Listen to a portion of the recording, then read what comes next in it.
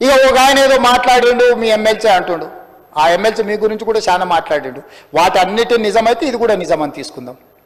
Same MLC మీ గురించి, మీ కుటుంబం గురించి, మీ వ్యవహారాల గురించి సంవత్సరాల నుంచి మాట్లాడుతున్నాడు. అవన్నీ ఒకసారి లైనప్ చేసి ఇక్కడ పెట్టి అవన్నిటిని మీరు ఏకగ్రీవంగా ఆమోదించి ఇప్పుడు ఆయన మాట్లాడింది కూడా ఆమోదిద్దాం. ఇక ఆయననే ప్రాతిపదికగా తీసుకుందాం. పరిమితమైన సమాచారంతో, పరిమితమైన అవగాహనతో ఎవరైనా మాట్లాడినా బాధ్యత కలిగిన ప్రతిపక్ష నాయకుడుగా చంద్రశేఖరరావు గారు తప్పు ప్రభుత్వం చిత్తశుద్ధితో చేసింది. సరే, మాకేదో భయం ఉండి మేము పాల్గొనలేదు, మా వివరాలు మేము బయటికి చెప్పం, ఎందుకంటే లెక్క తెలిస్తే సమస్య వస్తుందని ఏమన్నా లెక్క పత్రాలు ఆస్తులు ఇవి తెలిస్తే. ఆ రోజు రేవంత్ రెడ్డి గారు వద్దు అన్నారు. ఆ రోజు నువ్వు ఎవరిని నియమించినావు వాడికి తెలియదు, వచ్చినోడు ఇంటికి వచ్చినోడు దొంగోడో మంచోడో తెలియదు, ఎవరితో చెప్పించినావు లెక్క చెప్పు.